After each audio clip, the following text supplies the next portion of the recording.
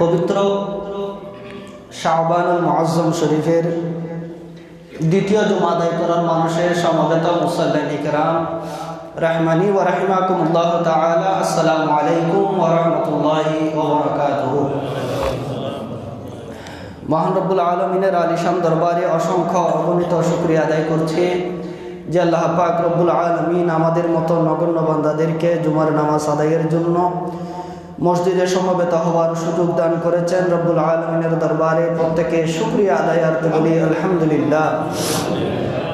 সাথে সাথে লক্ষ কোটি দরুদ ও সালামের হাদিয়া নজরানা পেশ করি সরকারে দু জাহাঁ রহমতে কৌন মকা নবিয়ে দু জাহাঁ শফিয়ে মুআজ্জম নূরে মুজাসসাম সৈয়দ আলম সাল্লাল্লাহু আলাইহি ওয়াসাল্লামের নুরানি পাক চরণে আপনাদের শুকরিয়া আদায় করছি। আল্লাহ পাক রব্বুল আলামিন আমাদের প্রত্যেকের আশা যাওয়া ইবাদত বন্দেগী দোয়া দরখাস্তকে আল্লাহ কবুল আর মঞ্জুর করুন, প্রত্যেকে বলে আমিন।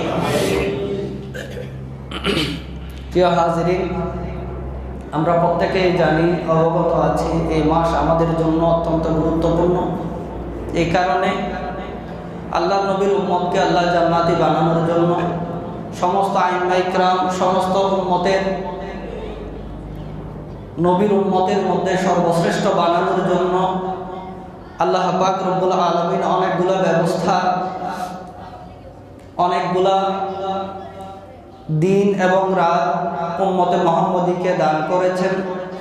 সেই গুরুত্বপূর্ণ রজনীগুলোর মধ্যে অন্যতম একটা হলো লাইলাতুল বারাত, যেটাকে আমরা বলি, যেটাকে শবে বারাত আমরা বলি। আগামী মঙ্গলবার দিবাগত রাত আমাদের মাঝে আগমন করতে যাচ্ছে। এটা হলো নবীর উম্মতকে আল্লাহ ক্ষমা করার, দয়া দেয়ার, রহমত দেয়ার রাত। সুবহানাল্লাহ।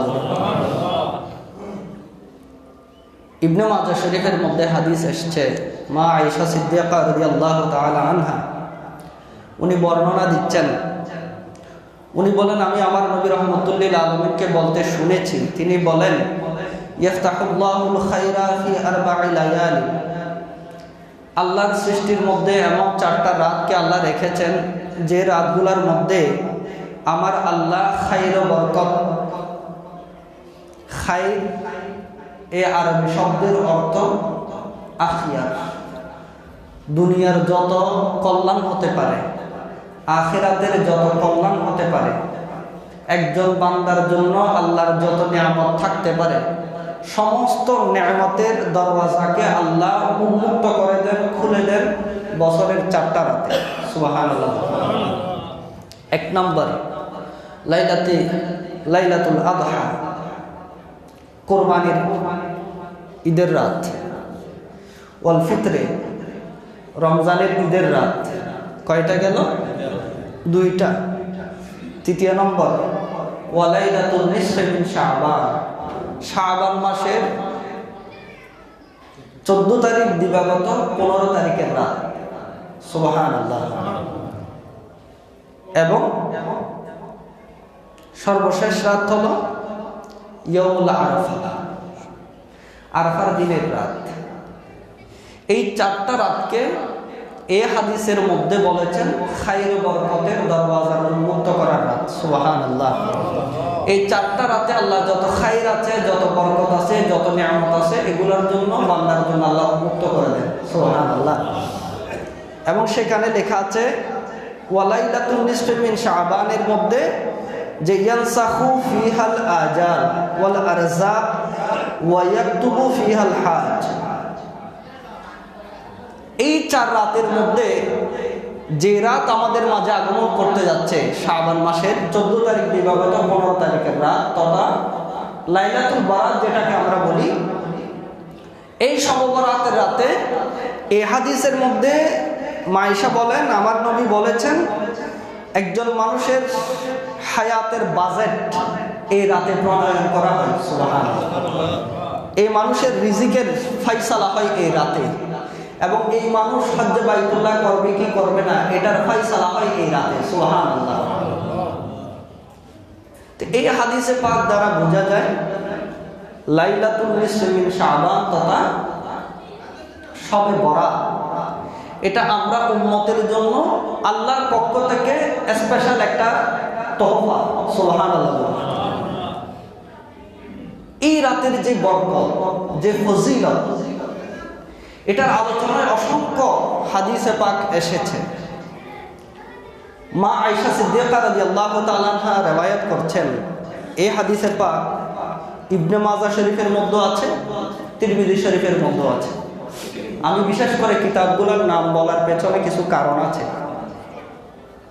আমি শেষের দিকে সেই কারণগুলো একটু আপনাদের সামনে তুলে ধরব।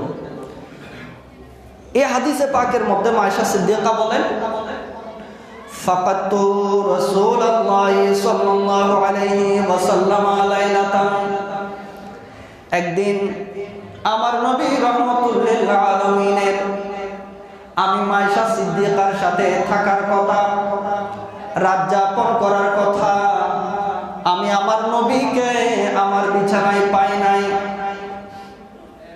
আজওয়াজে মুতাহারাত, আমার নবী ওনাদের সংসারের মধ্যে, ওনাদের ঘরের মধ্যে এক এক দিন এক এক রাত থাকতেন। সেই হিসেবে আজকের রাতে আমার নবী আমার সাথে থাকার কথা, কিন্তু আমি আমার নবীকে আমার বিছানায় পাই নাই। আমি বেচেন হয়ে গেলাম। ফাখারাজতু, আমি বের হয়ে গেলাম আমার নবীকে খোঁজার জন্য। অনেকক্ষণ খোঁজাখুঁজির পর আমি দেখলাম ফাইদান বিল বাকিয়া, আমি নবীকে দেখলাম জান্নাতুল বাকি শরীফের মধ্যে। আমার নবী রাহমাতুল লিল আলামিন কবর জিয়ারত করছেন। সুবহানাল্লাহ। লাইলাতুল বরাতের অন্যতম একটা আমল হলো কবর জিয়ারত করা, মাজারে যাওয়া, মাজার জিয়ারত করা। এটা সুন্নাহ দ্বারা সাবিত, হাদিস দ্বারা সাবিত। মা আয়েশা বলেন, জান্নাতুল বাকির মধ্যে দেখলাম আমার নবী কবর জিয়ারত করে হাত তুলে দিয়ে অজস্র নয়নে কান্নাকাটি করেন উম্মতের জন্য, মা বাবার জন্য।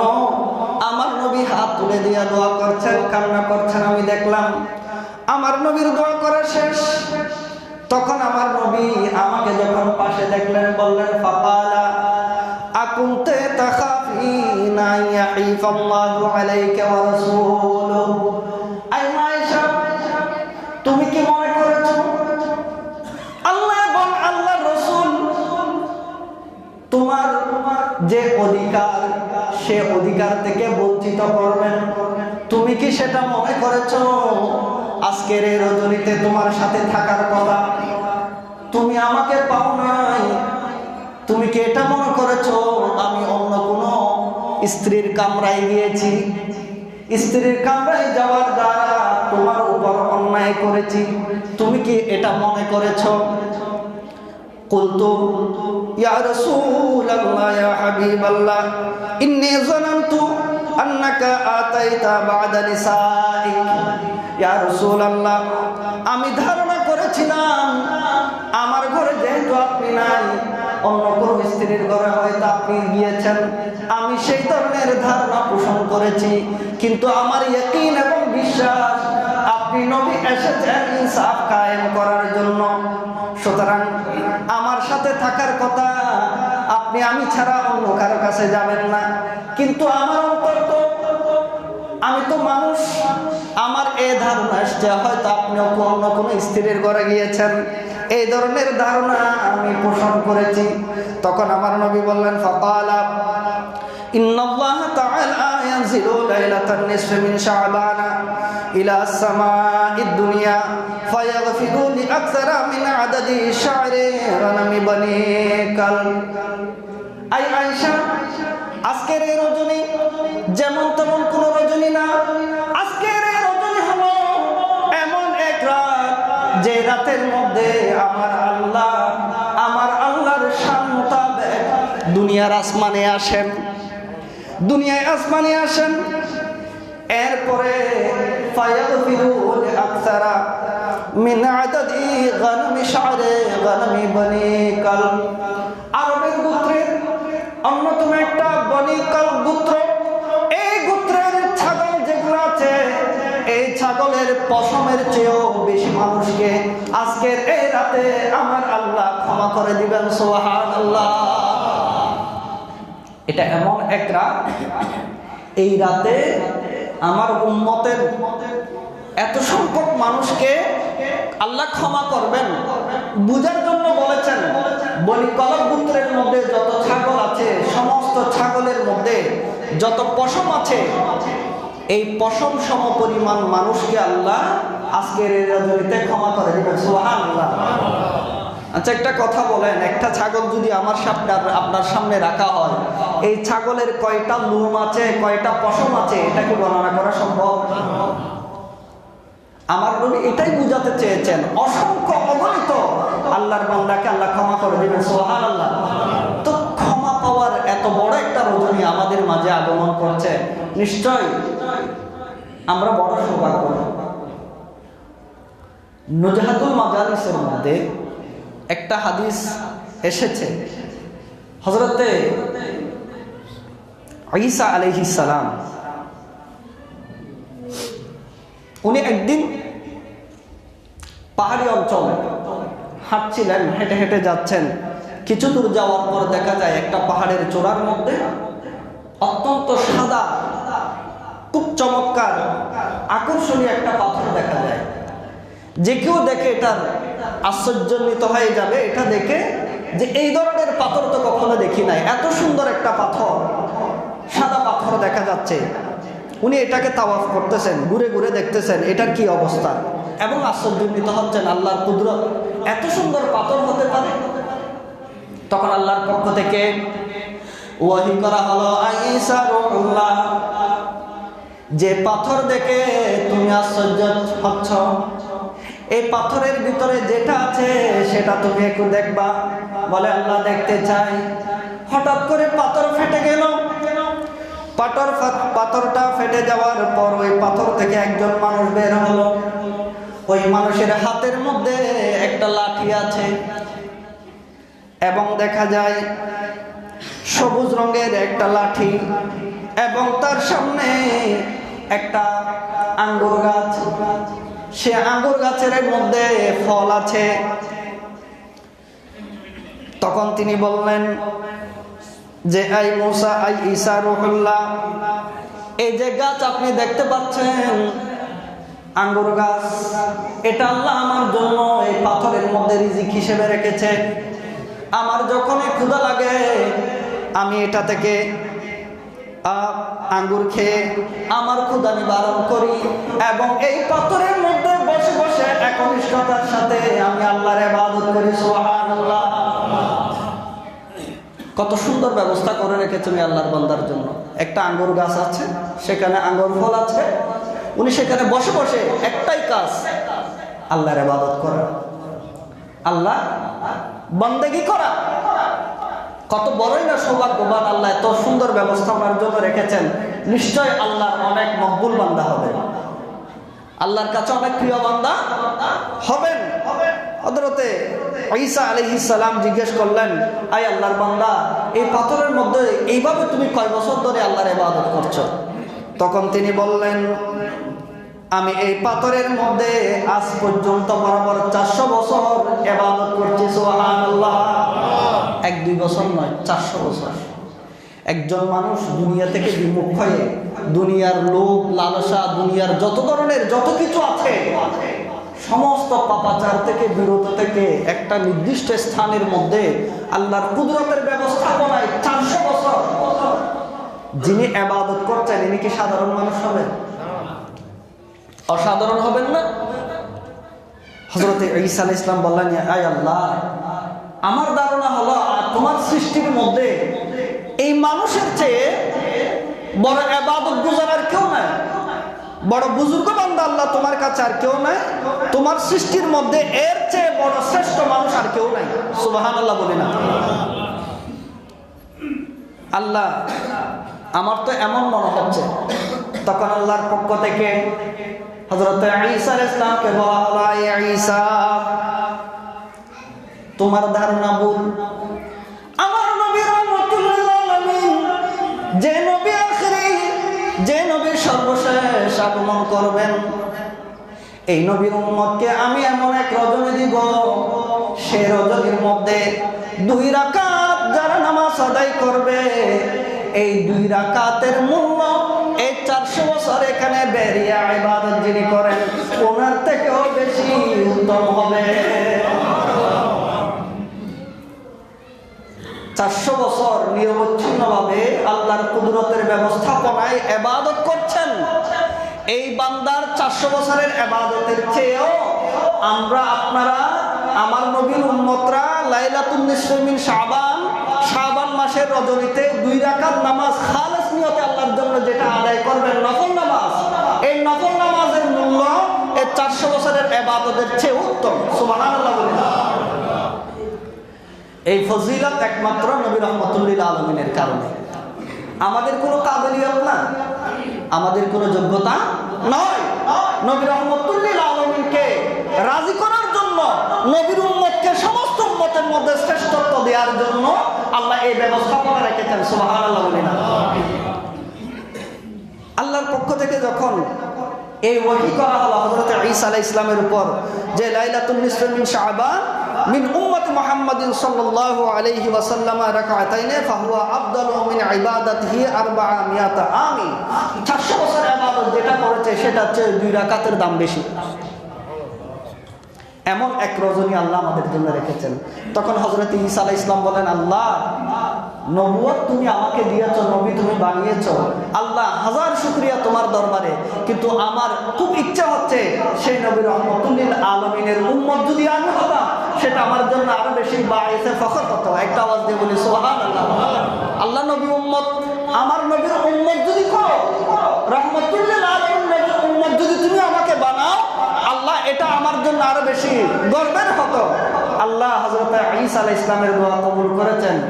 আখেরি জামানায় হযরত ঈসা আলাইহিস সালাম দুনিয়ায় আসলেন। সুবহানাল্লাহ। তো এমন একটা রজনী হলো লাইলাতুল নিসফ মিন শাবান তথা শবে বরাতের রাত। এটা এমন এক রাত, হযরত মাওলা আলী শের খুদা রাদিয়াল্লাহু তাআলা আনহু হাদিস বর্ণনা দিচ্ছেন। ইবনে মাজাহ শরীফের মধ্যে এই হাদিসে পাক আছে। মাওলা আলী শের খুদা রাদিয়াল্লাহু তাআলা আনহু বলেন, আমার নবী ইরশাদ করেছেন, সবাই বলে ক্বালা রাসূলুল্লাহ সাল্লাল্লাহু আলাইহি ওয়াসাল্লাম, ইযা কানাত লাইলাতুন নিসফ মিন শাবান ফাকুমু লায়ালিহা ফাকুমু লাইলাহা ওয়া সুমু নাহারাহা। আমার নবী বলেন, আমার উম্মত, তোমরা যদি লাইলাতুল বারাত পাও, লাইলাতুল বারাতের রাতে তোমরা দাঁড়িয়ে দাঁড়িয়ে নামাজ পড়বা। সুবহানাল্লাহ। ফাকুমু লাইলাহা, রাতের বেলা কিয়ামুল লাইল করবা, নামাজ আদায় করবা। ওয়া সুমু নাহারাহা, দিনের বেলা তোমরা রোজা পালন করবা। সুবহানাল্লাহ। এটা ঘোষণা কার? নবীর ঘোষণা। রাতের বেলা ইবাদত করবা, দিনের বেলা রোজা রাখবা। এরপর আমার নবী বলেন কেন? ফা ইন্নাল্লাহা আযজা ওয়া জাল্লা ইয়ানজিলু ফিহা লিগুরুবিশ শামসি ইলা সামাঈদ দুনিয়া। লাইলাতুল বারাতের রজনীতে আমার আল্লাহ, আল্লাহর শান মোতাবেক সূর্য অস্ত যাওয়ার সাথে সাথে প্রথম আসমানের মধ্যে শুভাগমন করেন।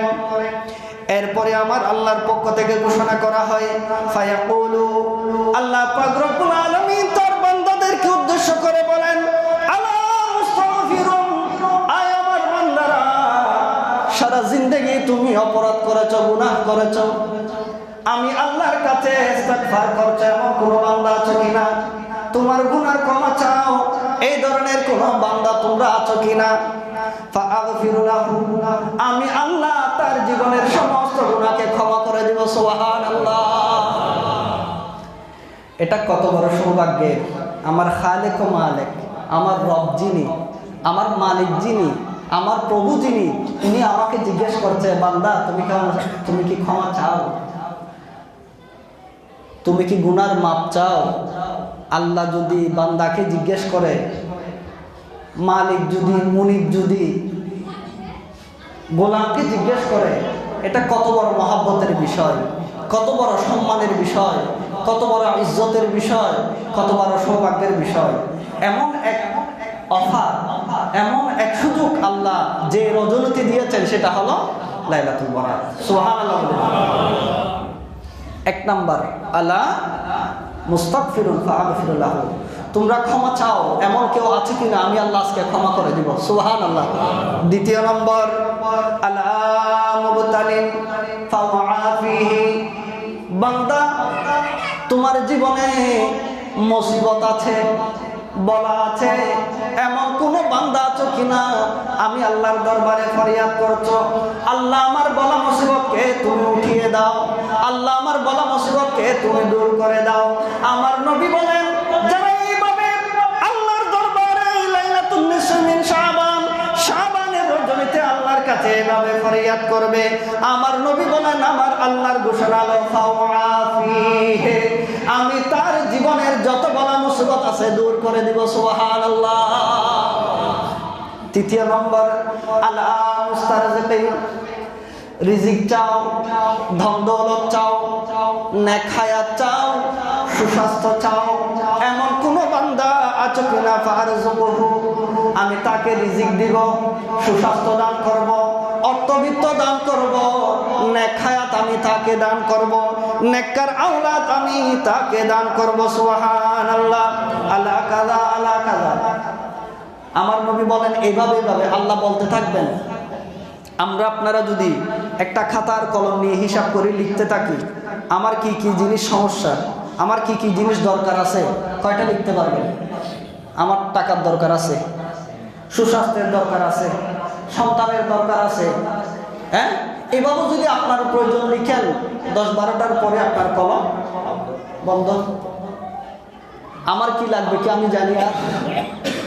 আমার নবী বলেন, উম্মত তুমি জানো না তোমার কিসের প্রয়োজন, তুমি লিখতে গেলে হয়তো 10-12টা 20টা 30টার পর আর লিখতে পারবে না, তোমার কলম সেখানে স্টপ হয়ে যাবে, কিন্তু আমার খালেক ও মালিক আল্লাহ জানেন তোমার কি দরকার। তুমি শুধু অন্তরের মধ্যে নিয়ত করে আল্লাহর কাছে চাইবা, ফজর পর্যন্ত এইভাবে আল্লাহর পক্ষ থেকে ঘোষণা হতেই থাকে, বান্দা তোমার কি লাগবে আমার কাছে চাও, আমার কাছে চাও, একটা আওয়াজ দিয়ে বলি না সুবহানাল্লাহ। এই ধরনের সুযোগ আল্লাহ যে রজনীতে করে দিয়েছেন আমাদের জন্য, সেটা হলো শবে বরাত, বরাতের রজনী। কিন্তু এই বরাতের রজনীতে কিছু মানুষকে আল্লাহ যতই দোয়া করুক না কেন তাদেরকে আল্লাহ ফেরত দিবেন। হযরত সাইয়েদনা আবু হুরায়রা রাদিয়াল্লাহু তাআলা আনহু এই হাদিস রওয়ায়াত করেছেন, মুসনাদ আহমদের মধ্যে হাদিসে পাক আছে, আল্লাহ পাক রব্বুল আলামিন,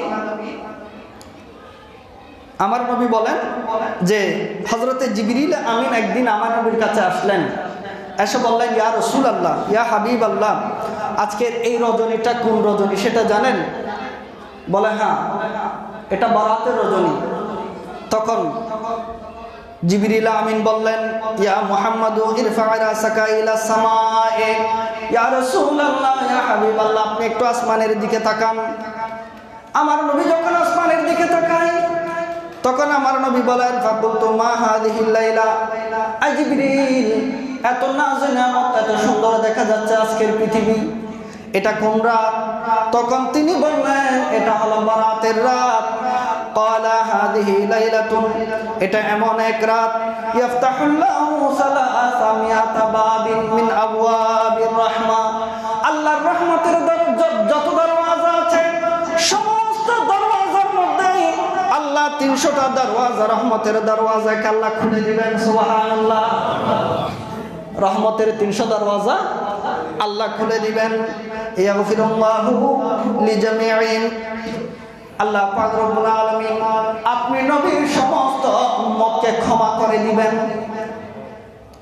শুধুমাত্র মান লা ইউশরিকু বিহি শাইআন, যারা আল্লাহর সাথে শিরিক করে নাই, যারা আল্লাহর সাথে শিরিক করে নাই, আল্লাহ তাদের জীবনের সমস্ত গুনাহ ক্ষমা করে দিবেন। ইল্লা, তবে হ্যাঁ, আইয়াকুনা সাহিরান, এক নাম্বার সাহের, যারা জাদুবিদ্যা করে, জাদুটোনা করে, জাদুটোনা যারা করে, জাদুটোনাকারীদের আল্লাহ দোয়াকে কবুল করবেন না, ক্ষমা করবেন না, এক নাম্বার। দ্বিতীয় নাম্বার, কাহিনান, যারা গণক, হাত দেখে, কপাল দেখে, হ্যাঁ, আমাদের দেশে আছে না আজিরা চাই, বৈদ্যুতিক বদলে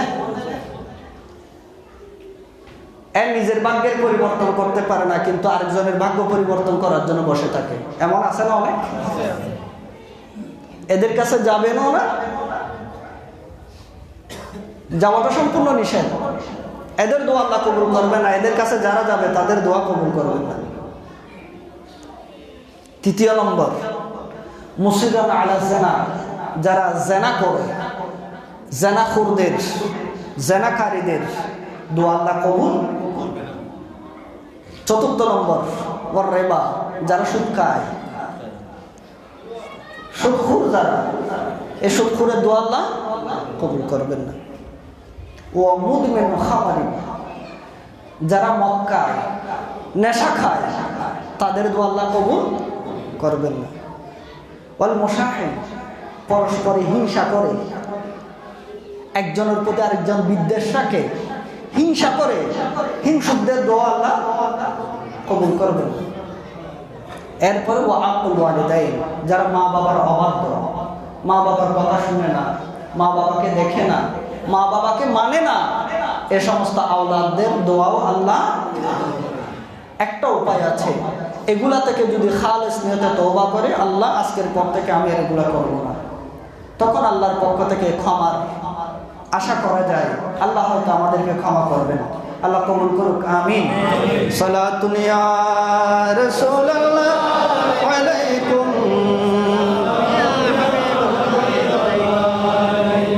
তাহলে আমাদের জন্য এই রাত বড় গনিমতের রাত, বড় সুযোগওয়ালা রাত। কিন্তু এই রাতকেও এখন একটা মুসলমান নামদারি বিভিন্ন দল, বাতিল ফেরকা, এই রাতের কোনো ভিত্তি নাই এভাবে বলা ফতোয়া দিয়েছে। হাটহাজারি মাদ্রাসা থেকে যে ফতোয়া দিয়েছে, এটা এখন সোশ্যাল মিডিয়ার মধ্যে ঘুরতেছে, যে এই রাতে কোনো স্পেশাল কোনো ইবাদত নাই, এই রাতের মধ্যে মসজিদকে তালাবদ্ধ করে রাখা হবে, এই রাতের মধ্যে স্পেশাল কোনো ইবাদত করা যাবে না। একটা আওয়াজ দিয়ে বলি নাউযুবিল্লাহ। আমি যে হাদিসগুলো আপনাদের সম্মুখে বলেছি, এগুলো সবগুলো রেফারেন্স দিয়ে বলেছি। লাইলাতুল বারাত আছে কি নাই, এটা কি আমি মোল্লা বললে বিশ্বাস করব, না সাহাবী বললে বিশ্বাস করব, নাকি নবী বললে বিশ্বাস করব? প্রথমত কথা, আল্লাহর কোরআন বলেছেন ইন্না আনজালনাহু ফি লাইলাতিন মুবারাকাহ।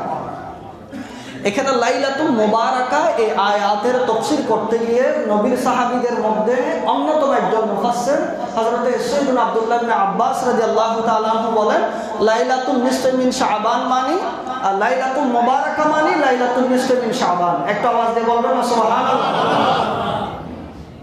যেটাকে আমরা শবে বরাত বলি, শবে বরাত বলি যেটাকে, এটা ফারসি শব্দ। হাদিসের ভাষায় লাইলাতুল নিসফি মিন শাবান, কোরআন কারীমের ভাষায় এই রাতকে বলা হয় লাইলাতুল মুবারাকা, বরকতময় রাত। সুবহানাল্লাহ। আব্দুল্লাহ ইবনে আব্বাস রাদিয়াল্লাহু তাআলা আনহু এই তাফসীর করেছেন। তাফসীরের দুররে মানসুরের মধ্যে আল্লামা ইমামে জালালউদ্দিন সুয়ুতী রাহমাতুল্লাহি আলাইহি 17টা হাদিস সেখানে উল্লেখ করে তিনি এটা প্রমাণ করেছেন লাইলাতুল মুবারাকা মানে লাইলাতুল নিসফি মিন শাবান, শাবান মাসের 14 তারিখ দিবাগত 15 তারিখের রাত শবে বরাতের রাত। সুবহানাল্লাহ। এইভাবে আমি গুনাহগার, আমার যতটুকু স্টাডি আমি করেছি, 17টা তাফসীরের কিতাব আমি দেখেছি, এই আয়াত কারিমার তাফসীরের মধ্যে 17 জন মুফাসসিরে কোরআন, ওনারা সর্বোচ্চ স্তরের, জিনাদেরকে সবাই সনদ মানেন, জিনাদেরকে সবাই গ্রহণ করেন, এই ধরনের 17টা তাফসীরের কিতাব আমি এই আয়াতের তাফসীর দেখেছি। প্রত্যেকজনে এই কথা লিখেছেন, এখানে লাইলাতুল মুবারাকা মানে শবে বরাত। সুবহানাল্লাহ। আর এই শবে বরাত, লাইলাতুল মুবারাকা মানে শবে বরাত, সিহাসিত্তার অন্যতম 2টা কিতাবের কথা বললাম, তিরমিজি শরীফ, ইবনে মাজাহ শরীফ। এই 2টা হাদিসের কিতাব ছাড়াও বাইহাকি শরীফ, মুসনাদে আহমদ শরীফ সহ অসংখ্য হাদিসের কিতাবে লাইলাতুল নিসফি মিন শাবানের হাদিস এসেছে, এবং এই হাদিসের যিনারা বর্ণনাকারী, ওনাদের সংখ্যা হলো 12 জন। এই 12 জন সাহাবী লাইলাতুল বারাতের হাদিস বর্ণনা করেছেন। তার মধ্যে হযরত সাইয়েদনা সিদ্দিক আকবর রাদিয়াল্লাহু তাআলা আনহু, হযরত সাইয়েদনা মাওলা আলী শের খুদা রাদিয়াল্লাহু তাআলা আনহু, মা আয়েশা সিদ্দিকা রাদিয়াল্লাহু তাআলা আনহা, হযরত সাইয়েদনা আবু হুরায়রা রাদিয়াল্লাহু তাআলা আনহু, হযরত মুআয ইবনে জাবাল রাদিয়াল্লাহু তাআলা আনহু, হযরত আবু মুসা আল-আশআরী রাদিয়াল্লাহু তাআলা আনহু, হযরত আউফ বিন মালিক রাদিয়াল্লাহু তাআলা আনহু, হযরত আবু সাআলাবা আল-খুশানী রাদিয়াল্লাহু তাআলা আনহু, হযরত উসমান ইবনুল আস রাদিয়াল্লাহু তাআলা আনহু, হযরত আব্দুল্লাহ ইবনে আমর ইবনুল আস রাদিয়াল্লাহু তাআলা আনহু, হযরত আব্দুল্লাহ ইবনে ওমর রাদিয়াল্লাহু তাআলা আনহু, হযরত কাসীর ইবনে মুররা রাদিয়াল্লাহু তাআলা আনহুম আজমাইন, এই 12 জন জলিলুল কদর সাহাবী লাইলাতুন নিসফি মিন শাবান তথা শবে বরাতের হাদিস বর্ণনা করেছেন। সুবহানাল্লাহ। গৌসুল আজম দস্তগীর রাদিয়াল্লাহু তাআলা আনহু বুনিয়াতুত তালিবিনের মধ্যে বলেছেন, এই লাইলাতুল বারাত, যেটাকে লাইলাতুল মুবারাকা বলা হয়, এই রাতকে লাইলাতুল বারাত কেন বলা হয় তিনি সেখানে উল্লেখ করেছেন, বারাআতুন শব্দের অর্থ হলো সম্পর্ক ছিন্ন করা, বিচ্ছেদ ঘটানো, সম্পর্ক ত্যাগ করা।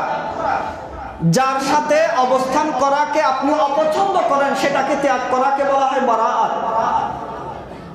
এই রাতকে লাইলাতুল বারাত কেন বলা হয় তিনি দুইটা কারণ উল্লেখ করেছেন সেখানে। একটা হলো লিআন্না ফিহা বারাআতাইন, এই রাতের মধ্যে দুইটা সম্পর্ক চিহ্ন আছে। এক নম্বর সম্পর্ক চিহ্ন হলো বারাআতুল লিল আশকিয়ায়ে মিনার রহমান, আজকের এই রজনীতে রহমান তথা আল্লাহর সাথে সম্পর্ক চিহ্ন হবে যারা দুর্ভাগা, সতী, যারা আজকের এই রজনী পেয়েও এই রজনীকে কাজে লাগায় নাই, ইবাদত বন্দেগী তো করে নাই, যারা ইবাদত বন্দেগী করছে তাদের বিরুদ্ধে কথা বলেছে, এই ধরনের দুর্ভাগাদের জন্য একটা সম্পর্ক চিহ্ন মওলার সাথে, রহমানের সাথে, রহমতের সাথে, আল্লাহর সাথে তাদের কোনো সম্পর্ক নাই। সুবহানাল্লাহ বলি। দ্বিতীয় নম্বর ওয়া বারাআতুল লিআউলিয়াইহি মিনাল খুযলান, আজকের এই রজনী সৌভাগ্যবানদের জন্য সম্পর্ক চিহ্ন। কি ধরনের? জাহান্নামের সাথে, দুর্ভাগাদের সাথে যত ধরনের সম্পর্ক আছে সমস্ত সম্পর্ক আল্লাহ ছিন্ন করে দিবেন। সুবহানাল্লাহ। আল্লাহর মাহবুব বান্দা যারা হবেন আজকের এই রজনীতে, আল্লাহ তাদেরকে খুযলান থেকে, তাদেরকে লাঞ্ছনা থেকে, তাদেরকে নিকৃষ্ট হওয়া থেকে আল্লাহ রক্ষা করবেন, সম্পর্ককে ছিন্ন করে দিবেন। সুবহানাল্লাহ। সুতরাং আল্লাহর সাথে বান্দার সম্পর্ক তৈরি করা, আল্লাহর সাথে বান্দার সম্পর্ককে নিবিড় করা, রহমত পাওয়ার, রিজিক পাওয়ার, দয়া পাওয়ার, সব কিছু পাওয়ার এই রজনীতে যারা বিভিন্ন ধরনের কথা বলে আমাদেরকে এই সমস্ত নিয়ামত থেকে বঞ্চিত করতে চান, আমরা কি তাদের পক্ষে থাকবো না বিপক্ষে থাকবো? যারা বলে আজকের এই রজনীতে মসজিদ বন্ধ করে রাখতে হবে, আমরা কি তাদের পক্ষ নিব না বিপক্ষ নিব? আল্লাহর বান্দা নবীর উম্মতরা ইবাদত বন্দেগী করে আল্লাহকে রাজি করবেন, সে রাজি করার ক্ষেত্রে যারা প্রতিবন্ধক হয়, বাধা হয়, তারা শয়তান ছাড়া কি আর কিছু হতে পারে? আল্লাহর ইবাদতে বাধা কে দেয়? একমাত্র নারাজ কে হয়? একটা আওয়াজ দিয়ে বলি, নারাজ কে হয়? আল্লাহকে রাজি করতে চাইলে নারাজ হয় শয়তান। সুতরাং বুঝে নিবেন, যারা লাইলাতুল বারাতের বিরুদ্ধে কথা বলবে তারা মুসলমান না, শয়তান। মিনাল জিন্নাতে ওয়ান নাস, শয়তান দুই ধরনের, জিন শয়তান, মানুষ শয়তান। এরা হলো মানুষ শয়তান। ইনশাআল্লাহ আমরা সাহাবায়ে কেরামও লাইলাতুল বারাত পালন করেছেন, আমার নবী নিজেও পালন করেছেন। যুগ যুগ ধরে সাহাবায়ে কেরাম, তাবেঈন, সমস্ত আইম্মায়ে কেরাম সবাই কিন্তু পালন করে এসেছেন। গৌস পাক পালন করেছেন, খাজা গরিব নওয়াজ পালন করেছেন, শাহে আমানত পালন করেছেন, শাহ বদর আউলিয়া পালন করেছেন, শাহে জালাল পালন করেছেন। এইভাবে তরিকতের যত শেখ আছেন, আল্লাহর ওলিগণ আছেন, বুজুর্গানে দ্বীন আছেন, উলামায়ে কেরাম আছেন, সবাই কিন্তু লাইলাতুল বারাত পালন করে আসছে। একমাত্র পালন করে না যারা এদের বিপক্ষে। তো সুতরাং আল্লাহর ওলিদের যারা বিপক্ষে, তারা কি আল্লাহর প্রিয় বান্দা নাকি আল্লাহর নাফরমান বান্দা?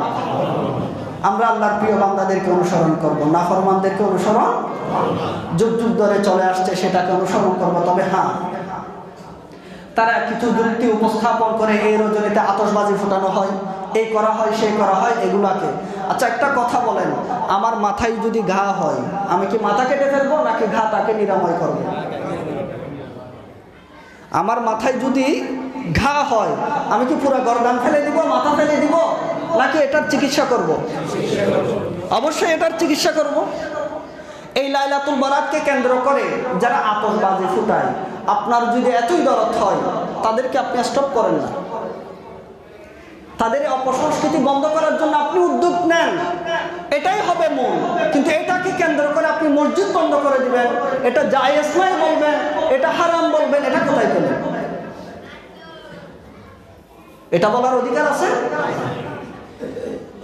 এই রাতকে আমরা যথাযথ মর্যাদায় মহিমায় উদযাপন করব। এই রাতের প্রত্যেকটা সেকেন্ড, প্রত্যেকটা মিনিট আমাদের জন্য, আমাদের জীবনের জন্য গুরুত্বপূর্ণ। সেজন্য আমরা এই সময়গুলোকে অযথা অনর্থক কোনো কাজে আমরা ব্যয় করব না।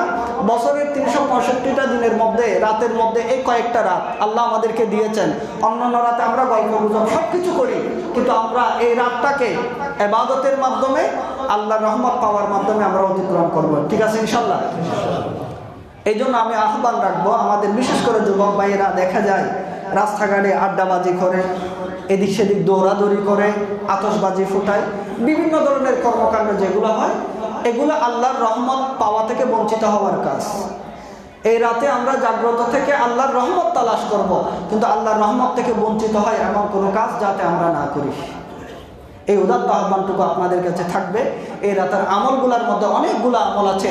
বিশেষ করে মায়েশা সিদ্দিকা রাদিয়াল্লাহু তাআলা আনহা আমার নবীকে জিজ্ঞেস করলেন, ইয়া রাসূলুল্লাহ, এই রাত যদি পাই আমরা কোন দোয়াটা আল্লাহর দরবারে করব? আমার নবী বলেন, একটা দোয়া বেশি বেশি করবা, সেটা হলো আল্লাহুম্মা ইন্নাকা আফুউন কারীম তুহিব্বুল আফওয়া ফাআফু আন্না। আল্লাহুম্মা ইন্নাকা আফুউন, আল্লাহ তুমি ক্ষমাকারী, তুমি বড় সম্মানিত। আল্লাহুম্মা ইন্নাকা আফুউন কারীম তুহিব্বুল আফওয়া, আল্লাহ তুমি ক্ষমাকে পছন্দ করো, ক্ষমা চাওয়াকে পছন্দ করো। ফাআফু আন্নি, আল্লাহ তুমি আমাকে ক্ষমা করো। এই দোয়াটা বেশি বেশি করার জন্য আমার নবী বলেছেন। এবং এই রজনীর অন্যান্য যে আমলগুলো আছে, ইনশাআল্লাহ আগামী মঙ্গলবার রজনীতে আমাদের এই মসজিদে প্রত্যেক বছর লাইলাতুল বারাতের উপরে এখানে সংক্ষেপ মাহফিলের ইন্তজাম হয়। আমরা নামাজ আদায় করি, ইবাদত বন্দেগী এখানে করি। ইনশাআল্লাহ প্রতি বছরের ন্যায় এই বছর এই মসজিদের মধ্যে আমরা ইনশাআল্লাহ সেগুলো পালন করব। ওই দিন ইবাদতের যে সমস্ত বিষয় আছে সেগুলো আমরা ইনশাআল্লাহ আলোচনা করব। তবে মাগরিবের আগে আপনারা সুন্দর করে এগুলো আরেফিন যারা, আল্লাহর ওলি যারা, বুজুর্গানে দিন যারা, ওনারা কিতাবে লিখেছেন, হাদিস না, আমি বলছি আবার হাদিস না, এগুলো হলো আল্লাহর নেককার বান্দারা আমল করেছেন। এই আমলের মাধ্যমে ওনারা ফায়দা পেয়েছেন, এই ফায়দাগুলো ওনারা আমাদের কাছে বর্ণনা করেছেন। তো আমরা সেগুলো পালন করার চেষ্টা করি, কারণ আমরাও যাতে সে নেয়ামত পাই, এটার জন্য। এগুলো হাদিসের কিতাবে নাই, এগুলো আল্লাহর ওলিদের জীবনীতে ওনাদের আমলের মধ্যে আছে। ওনারা আমলের মধ্যে নতুন একটা আমল ছিল, 7টা বড়ই পাতা দিয়ে গরম পানির মধ্যে দিয়ে ওই পানি দিয়ে গোসল করা। এটার মাধ্যমে যত শারীরিক যত ধরনের ব্যাধি আছে, শারীরিক মানসিক যত ধরনের রোগ আছে, আল্লাহ চাহে তো আপনাকে এটার ওসিলায়, বুজুর্গানে দিনের এই আমলের ওসিলা আল্লাহ আপনাকে শারীরিক সুস্থতা দিতে পারেন। এবং 80 বার লা হাওলা ওয়ালা কুওয়াতা ইল্লা বিল্লাহ, আসরের নামাজের পর থেকে মাগরিবের আগ পর্যন্ত এই তাসবিহাতগুলো আদায় করার চেষ্টা করবেন। মাগরিবের পর থেকে বাজালেতা যত নামাজ আদায় করতে পারেন, আপনি যত কোরআন কারীমের তেলাওয়াত করতে পারেন, নবীর দুরূদ পাক পড়তে পারেন, একটা সেকেন্ড একটা মিনিটও যাতে অযথা না হয়, এটা সর্বোচ্চ চেষ্টা করবেন। আল্লাহ পাক রব্বুল আলামিন আমাদেরকে তৌফিক দান করুক, আল্লাহকে রাজি করার আল্লাহ আমাদেরকে সুযোগ দান করুক। আমিন। ওয়া আখিরু দাওয়ানা আনিল হামদুলিল্লাহি রাব্বিল আলামিন।